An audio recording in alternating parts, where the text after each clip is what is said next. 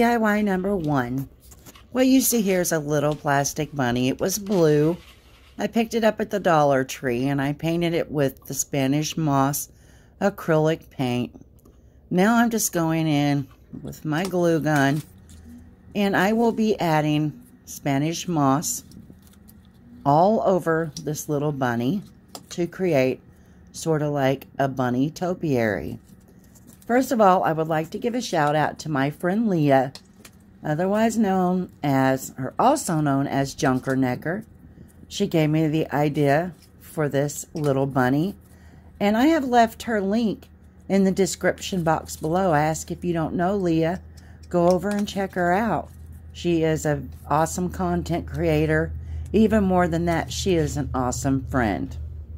Okay, I went in and I gave it a haircut. And now what you're looking at here is just a galvanized little bucket that I got from the Dollar Tree. I added some of the little filler stones in the bottom just to give it balance, as well as floral foam. And I added a dowel rod in the bottom. I cut a hole out with scissors, added it in the bottom of the bunny to hold it. Now I'm just going in with some more Spanish moss and filling it around the bottom. You can see me here, I'm adding some eggs from another project I had, but I will be taking the eggs out, and I decided to add a few flowers in the bunny's ears, as well as a pink checked ribbon around her neck. And you will see that. I thought that this needed some flowers, so you can see me taking and putting on some of these little antique-y looking flowers. And well, I decided I took them off too. Here is the finished project for the little bunny topiary, and I think she turned out just gorgeous. I love the little flowers in her ears, and I decided to put the flower also on the ribbon that I have tied around her neck. For DIY number 2, what you're looking at is 3 little birdhouses I picked up from the Dollar Tree. I'm just going in and removing, what are they? I'm removing the tags from the bottom. Thank God they come off very easy for me. And then I'll be going in with some antique Waverly wax, antique wax by Waverly. And I'm going to be going in and I'm going to be adding it to the top as well as to the bottom of all 3 of these birdhouses. I'm trying very, very hard, you know, to not get it on the other parts of the birdhouse, but that didn't happen. But I ended up painting over them, so it was all good. Just going in and getting all the edges. Is there a specific kind of like wax that you like to use or stain? If you would, just leave it in the comments below. I like to see what everyone else's favorite products are. This is like my favorite thing in my whole stash. I have to have this for just about everything. I just love it. I'm going in now and wiping off the excess. And I love the color that it turned out to be. I love that. Okay, all 3 of them are finished. And I'll be going in now. And I will be painting each one of the birdhouses. The first one, I will be going in with Ballet Slipper Waverly chalk paint. And I will be covering up some of the wax that spilt down on the front and the sides.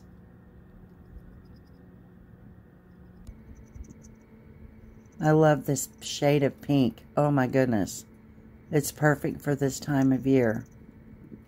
Well, actually, you could probably use it any time of year, you know. But it's a beautiful pastel, like powder pink.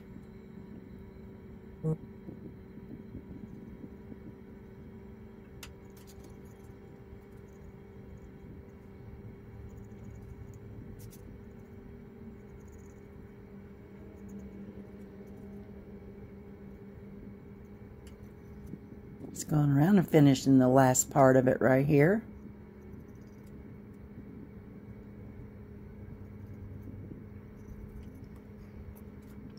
And I'm going on to the second one. I'm going to be using French linen chalk paint. This is also another one of my favorites. It's a beautiful color. Oh, I just love it.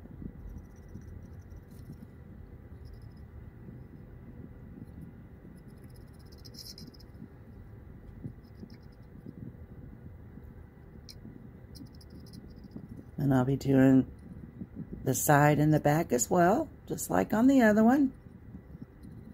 I love to paint. Oh, it's so relaxing to me. Very therapeutic. And off screen, off the film, you don't see me, but I go in and I actually, I touch up my work. Now I'm going to go in with, it is called Vintage Teal by Folk Art. This came from Hobby Lobby, and it is a beautiful color. My problem with this is I did not shake it up prior to using it, and eventually off screen I did. I shook it up a little, and it gave it more of a blue tint, but I think this color is gorgeous. I'm doing the back side here as well. And I just covered it one time, just painted one coat, because you'll see here in a second what I do.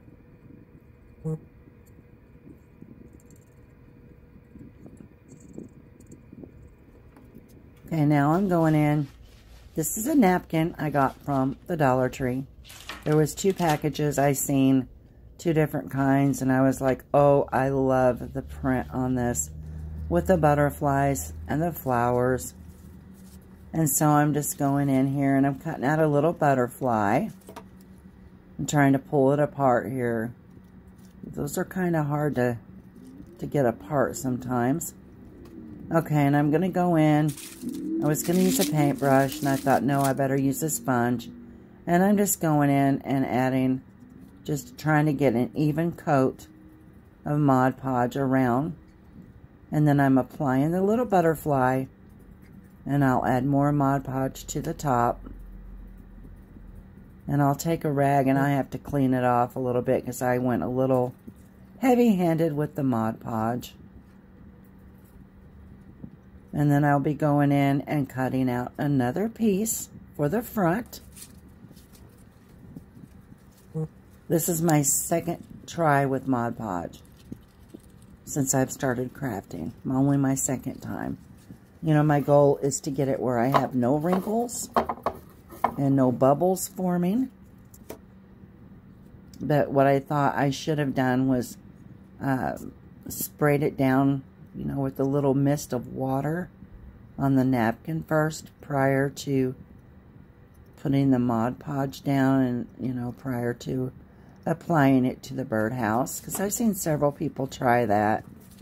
I just laid the birdhouse down on the napkin just so I could get, an idea of around the right size of napkin to cut to fit the piece. And I just go in right here, and I'm trying my best, and I'm just using my thumbs just to try to make sure there's no bubbles. And then I set it aside and I let it dry. And then I go in with my little utility knife and I just trim up the edges, and it turns out just fine. Okay, and right here you see 3 dowels. I cut them in 3 different heights, different sizes. I'm going in with some Waverly Antique Wax, and I'm just giving them each a good coat, because these are what the birdhouses will actually be sitting on. Wiping off the excess with my old rag there. And on to piece number 2. The finished product here, or project here, I mean, I haven't seen it yet anywhere on Pinterest or YouTube. It was just something I came up with, and in the last minute I was like, yeah, I'm going to put these 3 pieces together. See what I come up with. Okay, now what I have here is I have these little terracotta pots. I painted them, each one in the same color, you know, that I painted the birdhouse. Using the dowel, put it down into the pot, and I will be adding some hot glue to the end and attaching the birdhouse to the top of the dowel. And these pots actually came with some lavender as well as some grass in it. I end up putting that back in as well. We're going on to birdhouse number 2. And this one went on easy for me as well. It was the third one that did not want to cooperate at all. But I finally got it to work.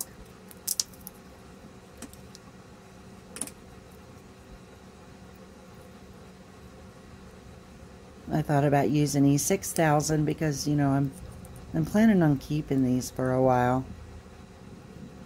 And they go really, really good with my other DIYs that I've done so far this year for spring. Got sort of the same color pattern and patterns going on. Okay, and here's the finished project for my little birdhouses. I think they turned out just gorgeous. Plus, you get a bonus feature of my little rabbit again. I'm sorry. I just thought it was so cute I had to show it to you twice.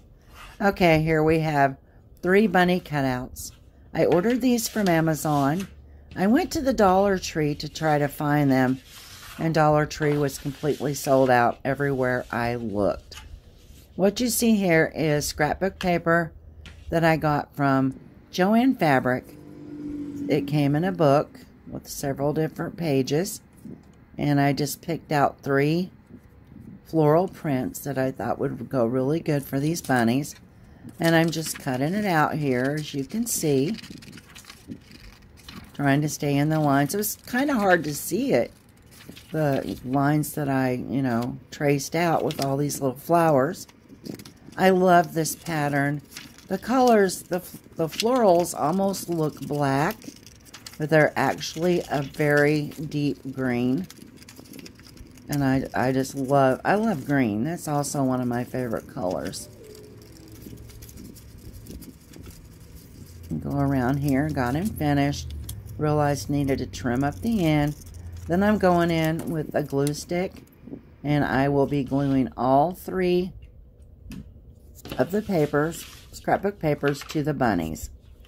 Now what I'm doing here is I found these pom-pom, little white pom-poms in a different DIY that I had.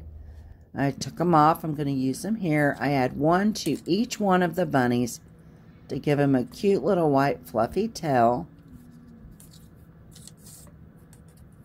And 1 more to the last one. And then I will be going in with these jumbo-sized stir stick, or no, they're not stir sticks, they're popsicle sticks. I flipped them over, and I was going to add them to the back, you know, to stabilize them. I want to stand them all together. Well, actually, you know, this worked in my favor because whenever I turned it around, it actually looked like that they were standing in front of a little fence. And so I'm just going in here, and I'm going to be measuring off how much I need to cut off with my scissors. And then I go in and I do the same process on the 3rd bunny.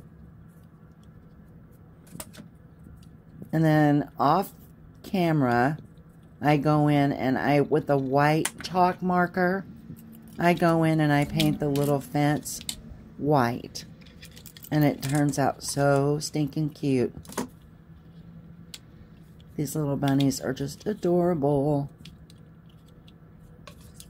And I ask if you like my content after you watch the video. If you would subscribe, I would love to have you in my YouTube family.